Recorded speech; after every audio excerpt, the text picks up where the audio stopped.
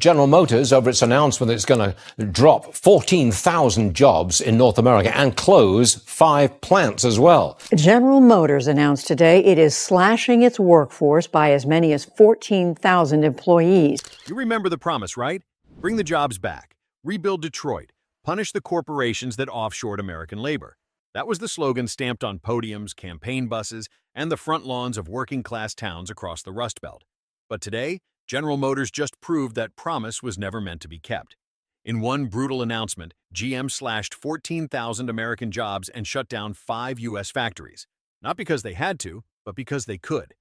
GM's move wasn't a fluke. It was the continuation of a strategy that began years ago. Back in 2018, the company cut 15,000 workers and shuttered plants in Ohio and Michigan. They blamed market conditions. Fast forward to 2025, and the story repeats. Only now it's wrapped in a shinier, greener narrative, the EV revolution. But there's nothing revolutionary about abandoning American workers.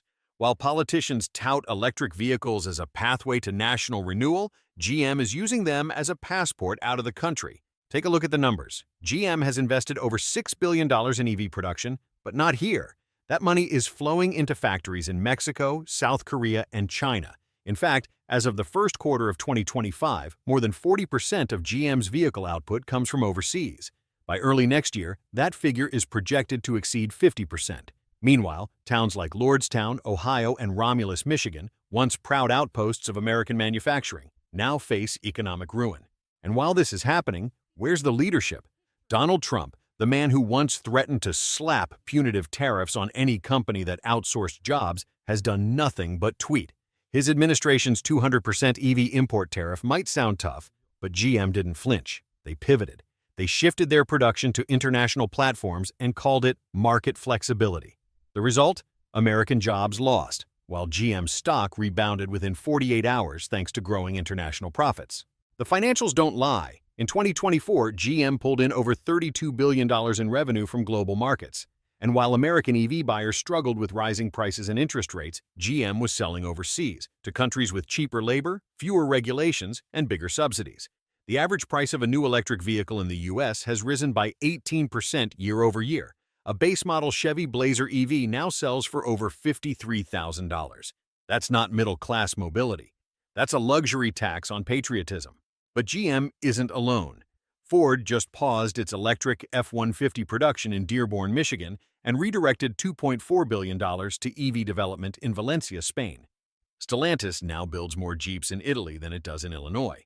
Even Tesla, the crown jewel of U.S. innovation, is turning to China and India to cut costs and expand battery supply. The truth is unavoidable. The so-called American EV boom is quietly becoming an offshore operation. Let's be honest, this isn't about green energy. It's about green money. And while the U.S. government talks about leading the transition, our factories are closing, our workers are getting pink slips, and our supply chains are increasingly dependent on geopolitical rivals. That's not leadership, that's surrender. What makes GM's betrayal sting even more is our history. Let's not forget, we bailed them out in 2009 with $50 billion in taxpayer funds. They called it a rescue. We called it loyalty. We save them from collapse, and they repay us by turning off the lights in towns that once kept them alive. It's not just corporate strategy, it's a moral failure. And where's the accountability? These corporations aren't punished. They're rewarded. Stock prices rise. Executives collect bonuses. Factories get moved. Communities get gutted. And the American worker? Forgotten again. So the next time someone says buy American, ask them, who still builds American? Because it's not enough to slap a flag on the fender. It's not enough to call it a Chevy if it's assembled in Monterey with Chinese batteries and Indian software. What matters is where it's built, who builds it, and whether they're paid a living wage to do it. GM's EV shift might be good for shareholders. It might even be good for the global supply chain. But don't call it American progress. Not when the cost is thousands of jobs, shuttered factories, and another chapter in the long, slow death of industrial America. Because this isn't just about electric cars. It's about who controls the future and who gets left behind. China, one of the world's largest beef markets, has stopped importing beef from the United States and has turned to Australia to fill the gap. This move is costing U.S. cattle ranchers billions. So, what's behind this decision? How did we get here? And what does it mean for ranchers, consumers, and the global economy? First, let's set the stage. The U.S. beef industry has been a powerhouse, exporting massive amounts of beef worldwide. In 2024 alone, the U.S. sent $1.6 billion worth of beef to China, making it the third largest market for American ranchers. But now, that trade has come to a screeching halt. Why, May? It's not just about taste preferences or supply chains, it's deeply tied to trade tensions and strategic moves on the global stage. To understand the impact, we need to look at the U.S. cattle industry. Ranchers across states like Texas, Nebraska, and Kansas rely on exports to keep their businesses thriving. China's demand for high-quality, grain-fed beef has been a lifeline, especially as domestic beef prices face pressure from inflation and supply chain issues. But with China's doors now closed, the ripple effects are hitting hard. Some estimates suggest losses could reach $2.5 billion or more for U.S. ranchers, as China was a key buyer of premium cuts. Now let's talk about what triggered this. It's no secret that U.S.-China relations have been rocky, especially when it comes to trade. Recently, escalating tariffs have turned beef into a pawn in a larger economic chess game. After the U.S. imposed new tariffs on Chinese goods, China hit back with retaliatory measures, including a whopping 116% tariff on American beef. That kind of tax makes U.S. beef way too expensive for Chinese buyers, effectively pricing it out of the market. But it's not just tariffs. There's another layer here. Hundreds of U.S. abattoirs, those are the facilities that process beef, have lost their export licenses to China. These licenses, tied to a 2020 trade deal, were supposed to renew automatically, but China hasn't approved them. About 300 U.S. plants are now ineligible to ship beef to China, and that's no small glitch. It's a deliberate move, and it's left American ranchers scrambling. Let's rewind a bit. Back in 2020, the U.S. and China signed the Phase 1 trade deal under President Trump. It was meant to ease tensions and boost agricultural exports, including beef. For a while it worked. China became a top destination for American beef. But fast forward to 2025, and that deal is unraveling. China's not just slapping on tariffs, it's using what experts call non-tariff barriers, things like delaying licenses or citing sanitary concerns to quietly choke off U.S. exports. It's a tactic Beijing has used before, and it's effective. So, where does Australia come in? With U.S. beef sidelined, China needed a new supplier, and Australia was ready to step up. Australian grain-fed beef exports to China have surged by nearly 40% in just February and March of this year compared to last year. That's over 21,000 tons of beef shipped in 2 months alone. Australia's cattle industry is cashing in, filling the gap with high-quality marbled beef that Chinese consumers love. For Aussie ranchers, it's a golden opportunity. Here's the kicker. Australia isn't just a backup plan. It's now the lone supplier of premium grain-fed beef to China. That's a massive shift. Australian beef is competitive in price and quality, and with no U.S. competition, they're locking in contracts and building relationships that could last years. For U.S. ranchers, it's not just about losing sales today. It's about losing market share for the long haul. I spoke with folks in the U.S. cattle industry, not directly, but through the grapevine, and the mood is grim. One rancher told a reporter, "We've spent years building trust with Chinese buyers, and now it's gone overnight." The financial hit is brutal, but there's also a sense of betrayal. Ranchers feel caught in the crossfire of decisions made far from the ranch. And with the U.S. cattle herd already at a 74-year low due to droughts, this couldn't have come at a worse time. Now let's be real. Trade wars have consequences, and this one's hitting rural America hard. But is it all doom and gloom? Not entirely. Some analysts say U.S. ranchers could pivot to other markets like Japan or South Korea, which are still big buyers of American beef. The problem? Those markets can't fully replace China's demand, and rebuilding trust with new buyers takes time. Plus, with Australian beef flooding China, prices could drop globally, squeezing U.S. profits even more. What about consumers? In China, this shift might not change much at the grocery store. Australian beef is similar in quality, and China's middle class is still hungry for it. But there's a bigger question. If trade tensions keep escalating, could China's economy slow down? If that happens, demand for all beef, Australian or otherwise, might take a hit. It's a reminder that global markets are interconnected, and what starts as a tariff can end up affecting dinner plates halfway across the world. Let's break it down. For Australia, this is a win, at least for now.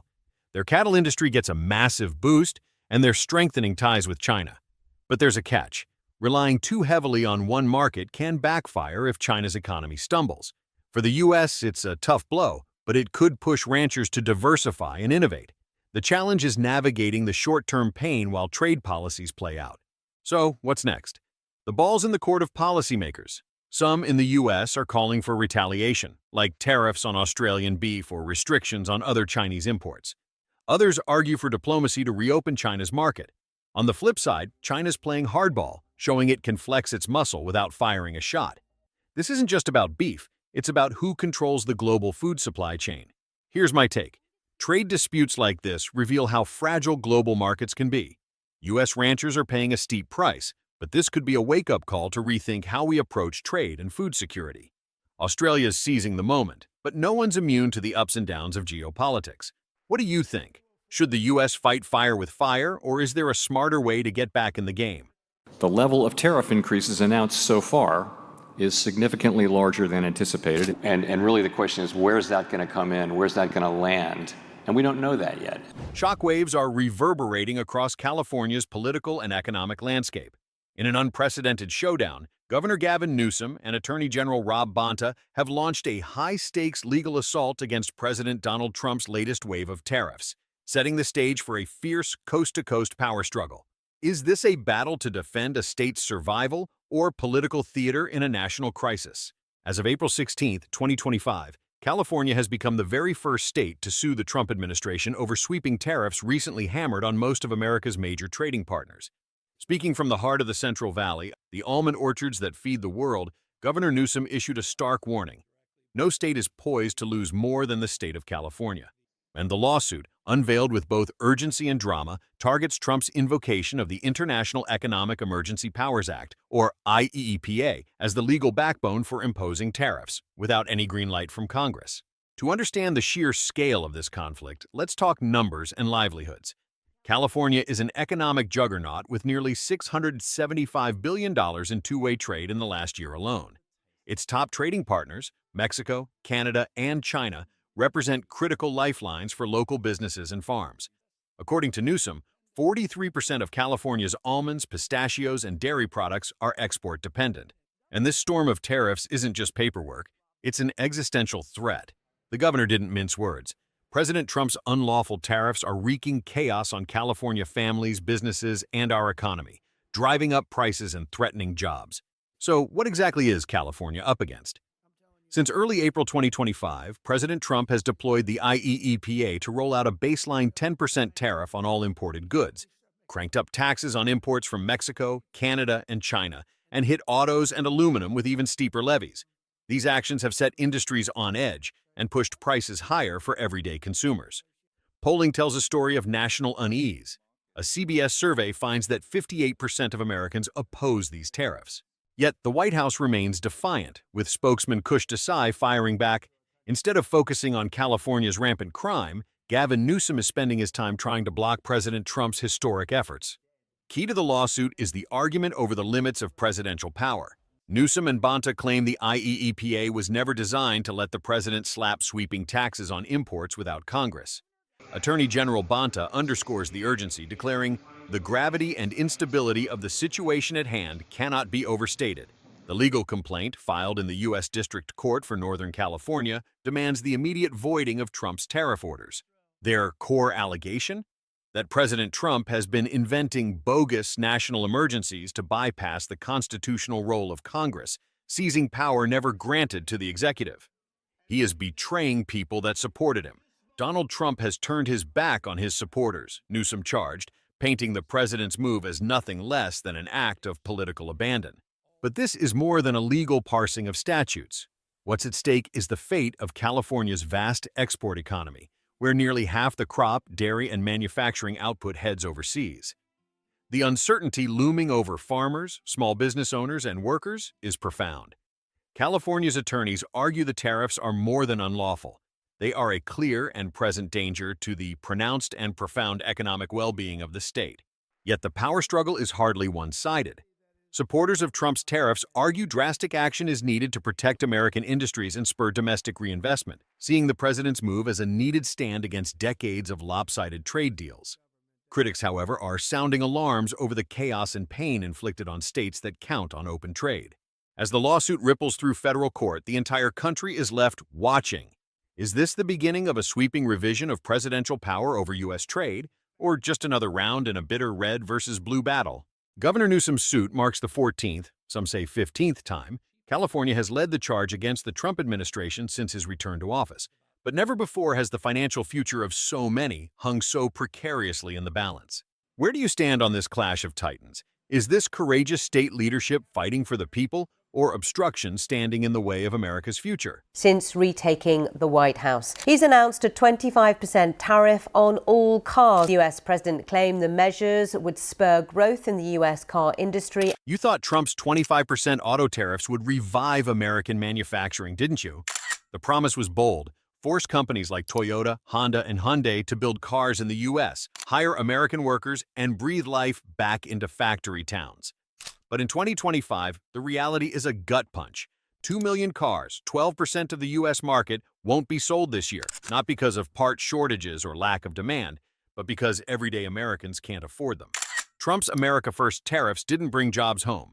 They sent automakers packing, jacked up prices, and left workers and consumers to pick up the pieces. The logic behind the tariffs seems simple. Slap a 25% tax on vehicles built outside the U.S., and automakers would rush to open factories stateside. Instead, companies like Toyota and Honda didn't blink. They shifted production to Mexico. Hyundai, Kia, and Nissan followed suit, breaking ground on new plants south of the border. Why? Mexico offers cheap labor, stable trade agreements like the USMCA, and freedom from the U.S.'s unpredictable policy swings. According to a 2024 Bloomberg report, automakers invested $6.9 billion in Mexican factories last year alone, while U.S. plant expansions stalled. The tariffs meant to protect American workers are driving jobs away. The real pain, though, hits American consumers. That SUV you've been eyeing? Add $3,000 to $12,000 to the sticker price, thanks to tariffs on vehicles and parts like engines, transmissions, and even bolts. In 2019, the average new car cost $34,000 per Edmunds. Today, it's $48,000, a 41% jump in 6 years, fueled by tariffs and inflation. Toyota claims it's absorbing some costs for now, but that's a temporary fix. With tariffs hiking the price of raw materials and components, those costs will soon land in your driveway. The average monthly car payment has already hit $784, with loan interest rates at 7%, the highest since 2008, according to Edmunds. Automakers are caught in a policy roller coaster. One day, tariffs are enforced. The next, they're delayed or tweaked. This unpredictability makes it impossible to price vehicles, secure supplier contracts, or forecast sales. You can't plan a business on a tweet, a Toyota executive told Reuters in 2024. The chaos is crippling an industry that thrives on stability. Small businesses, the backbone of the auto sector, are collapsing under the weight. Did you know 80% of U.S. automotive suppliers employ fewer than 50 people? These mom-and-pop shops produce critical parts like clips, sensors, and modules, but tariffs have spiked their raw material costs overnight. A 2023 Motor and Equipment Manufacturers Association report found that 30% of small suppliers faced layoffs or reduced hours due to rising import costs. Some have shuttered entirely. When one supplier fails, the whole production line grinds to a halt. No parts, no cars, no sales, no jobs. The numbers paint a grim picture. 2 million unsold cars, as projected by Cox Automotive, represent a $96 billion hit to the economy. Up to 50,000 auto jobs are at risk, per a 2024 Center for Automotive Research estimate. Factory towns in Michigan, Ohio, and Tennessee, once the heartbeat of American manufacturing, are hemorrhaging. Michigan alone lost 8,000 auto jobs since the 2018 tariffs, according to the Bureau of Labor Statistics. Entire communities are watching their economic futures evaporate. This isn't the first time tariffs have backfired. In 2018, Trump's steel and aluminum tariffs cost automakers billions. Ford reported a $1 billion profit loss tied to higher metal prices, per a 2019 earnings call. Now, history is repeating on a grander scale. Trump touts greatness on social media. But what's great about soaring prices, shuttered plants, and families priced out of the market? The fallout doesn't stop at car lots. If new cars become unaffordable, demand for used vehicles will surge, driving those prices up too. Low-income families already stretched thin will feel the squeeze most. The dominoes are falling, and the auto industry is just the start. What's the way forward? Tariffs aimed to protect workers, but ended up punishing them. A smarter approach, stable trade policies, incentives for domestic innovation, and workforce training could rebuild the industry without breaking consumers. For now, Americans are left with a broken promise: fewer jobs, higher prices, and an industry on the brink. Will we rethink this strategy before the next domino falls?